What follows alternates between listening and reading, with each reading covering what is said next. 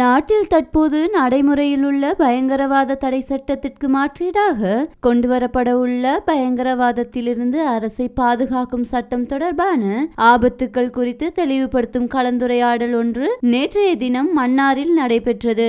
வடக்கு கிழக்கு சிவில் ஒருங்கிணைப்பு குழுவின் ஏற்பாட்டில் மாவட்ட இணைப்பாளர் ஜாட்சன் பிஹிரடோ தலைமையில் இந்த கலந்துரையாடல் இடம்பெற்றது.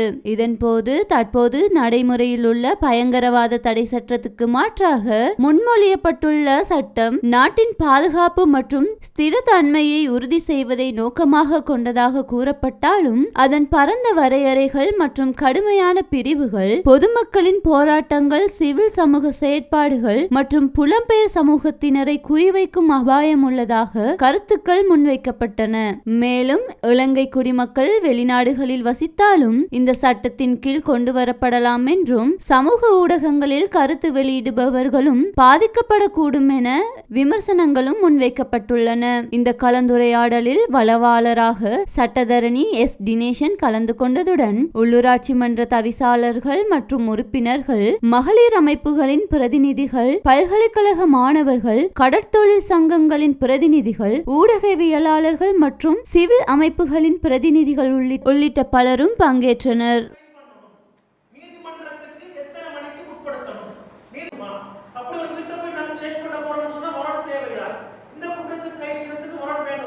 அப்படின்னு சொல்லி எல்லா விஷயத்தையும் உள்ளடக்கிய நடைமுறை தான் மாதிரி அல்லது அந்த சட்டங்களுக்கு ஒரு சவால் விடுற மாதிரி ஒரு நேர் என்பது 1979 ஆண்டு கொண்டு வரப்பட்டது. என்னன்னு சொன்னா 3 வருடங்கள் மாத்திரம்தான் அமலில் இருக்கும் என்று சொன்ன பயங்கரவாத சட்டம் வந்து அந்த சட்டம்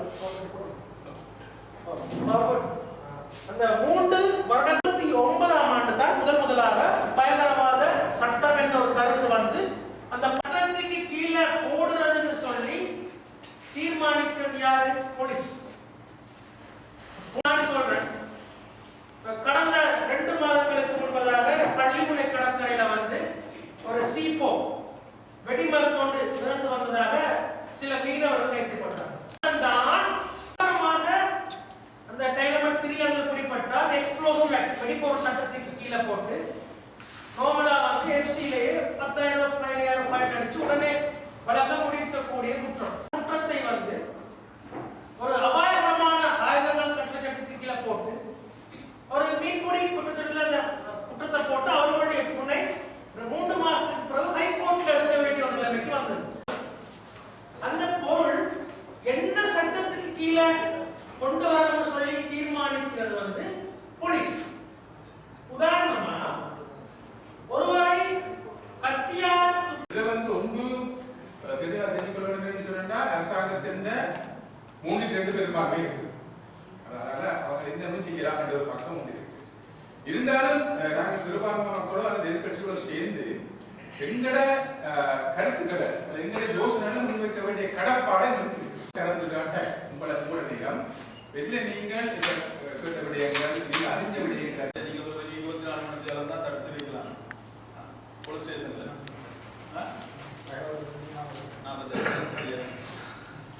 ஆனால் கிட்டத்தட்ட 4 மாசம் நான் இருந்து நான் போலீஸ்ல. சரியா? நீங்க சொல்றீங்க இதே இது மெடிக்கல் இதெல்லாம் சொல்றீங்க. அதுல கூடுதலா மக்கள் தான் பாதிக்கப்படுறோம் இந்த பயங்கரவாத சட்டத்தால. மற்ற என்னன்னு சொன்னா இப்ப சட்டம் வந்து பிடிஏ அந்த சட்டம் இப்ப புதுசா பாட்டு சட்டத்துக்கு வந்து ஒரு வேறுபாடு இருக்கு. என்னன்னு சொன்னா நீங்க சொன்னீங்க என்னன்னா ஆயுதப்படைகளுக்கு வந்து முழு அதிகாரம் கொடுத்துருக்காங்க.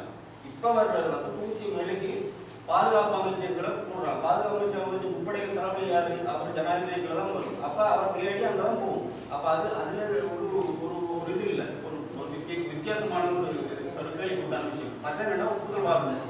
ஒரு ஆளை அடிச்சு அவரை வந்து போட்டு துன்புறுத்தி ஒரு 6 கார்டு அந்த மாதிரி விஷயங்கள் இருக்கு. அப்ப அது இந்த இப்ப நீங்க சொன்ன விஷயத்துக்கும் அதுக்கும் சேமா தான் இருக்கு. தற்காலிகமாக கொண்டு வரப்பட்டு 1982 எப்படி அது நிரந்தரமாக்கப்பட்டதோ அதுக்கான தொடர்ச்சியாக CCTV கவுண்டர் கன்ஸ்ட்ரக்ஷன் ஆக்ட் கீழே இருக்குது. அதுக்கு பிறகு AT ஆன்டி டெரரிசம் ஆக்ட் 2023 அதுவும் நிலுவையில். Introduction of the state act என்று சொல்லி இப்போ பிஎஸ்டி இருந்தது, இப்போது இருக்குது. உங்களுக்கு ஓரளவு முடியுமா நடந்ததற்காக பேசியிருக்கிறீங்க. போகிறோம் எங்களுடைய அடுத்த கட்டம், அடுத்த சமூகம், இதனுடைய தலைப்பை அரசை பாதுகாப்பு. இந்த சட்டத்தை உருவாக்குவது யாருன்னு நினைக்கிறீங்க? எங்களோட தலைவர்கள், உங்களோட தலைவர்கள் எல்லாம் தான் இதுக்கு வாக்களிக்கும். எதிர்பார்த்தது போல பிரதேச சபை உறுப்பினர்கள், மக்களால் தெரிவு செய்யப்பட்ட பிரதிநிதிகள் வந்திருக்கீங்க. கட்டாயம் எனது பேர் ஜாட்சன் பீராடோ, வடகிழக்கு ஒருங்கிணைப்பு குழுவினுடைய இணைப்பாளர். இன்று மன்னார் மாவட்டத்தில் இருக்கின்ற சிவில் சமூகங்கள் மற்றும் உள்ளூராட்சி சபைகளுடைய தவிசாளர்கள் மற்றும் அதனுடைய பிரதிநிதிகள் மற்றும் இளைஞர்கள் மற்றும் மேலிய சமூக ஆர்வலர்கள், சமூக ஆய்வாளர்கள், உடவியலாளர் என பலரை ஒன்றிணைத்து தற்போது அரசினால முன்வைக்கப்பட்டிருக்கின்ற மக்கள் கருத்து கோரல் PSTA அரசை பாதுகாப்பதற்கான பயங்கரவாத தடை சட்டம் தொடர்பான பிப்ரவரி மாதம், இந்த வருடம் பிப்ரவரி மாதம் 28ஆம் தேதி வரைக்குமான மக்கள் கருத்துக்கான இந்த அரசினால புதிதாக கொண்டு வரப்பட்ட வரைவு தொடர்பான மக்கள் கருத்துக்களுக்கான விடயம் சமர்ப்பிக்கப்பட்டிருக்கிறது. இந்த காலத்துக்குள்ள நாங்கள் வடகிழக்கில் இருக்கிற சிவில் சமூகங்கள் மற்றும் பல்கலைக்கழக மாணவர்கள் மற்றும் பல்வேறு சமூக அரசியல் கட்சிகளுடைய பிரதிநிதிகள் மற்றும் சமூக செயற்பாட்டாளர்கள் என பல்வேறு நபர்களை உள்ளடக்கி இந்த கருத்துடையாடல், பொது கருத்துக்களினை பெற்று வருகின்றோம். இதில் இருக்கக்கூடிய சாதக பாதகள், இதனால் எதிர்காலத்தில் வரக்கூடிய அபாயங்கள், இந்த சட்டத்தில் இருக்கின்ற சவால்கள் தொடர்பாக சட்டத்தரணிகள் ஊடான ஒரு தெளிவுபடுத்தலை நாங்கள் முன்னெடுத்து வருகின்றோம். அந்த வகையில் இன்று எங்களுடைய மன்னார் மாவட்டத்தினுடைய சட்டத்தரணி தினேசன் அவர்களினால் இந்த PST தொடர்பான அரசை பாதுகாப்பதற்கான பயங்கரவாத தடை சட்டம் தொடர்பான விளக்கம் வழங்கப்பட்டது. இதில் வந்திருந்த சிவில் சமூகங்கள் மற்றும் உள்ளூராட்சி சபையினுடைய, நகர சபை, பிரதேச சபையினுடைய மெம்பர்கள் மிகவும் ஆழமான கருத்துக்களை, இதனால் எங்களுடைய சமூகம் எவ்வாறு நீண்ட காலமாக பாதிக்கப்பட்டிருக்கிறது, இதில் இருக்கக்கூடிய அரசு விரும்பினால் பல்வேறு நபர்களையும் பழிவாங்கக்கூடிய ஒரு தூரவஷ்டமான சந்தர்ப்பங்களும் இதில் காணக்கூடியதற்கான சாத்தியக்கூறுகள் இருக்குது என்ற போன்ற தொனிகளில் பல்வேறு கருத்துக்கள் முன்வைக்கப்பட்டதை பார்க்கக்கூடியதா இருக்கு.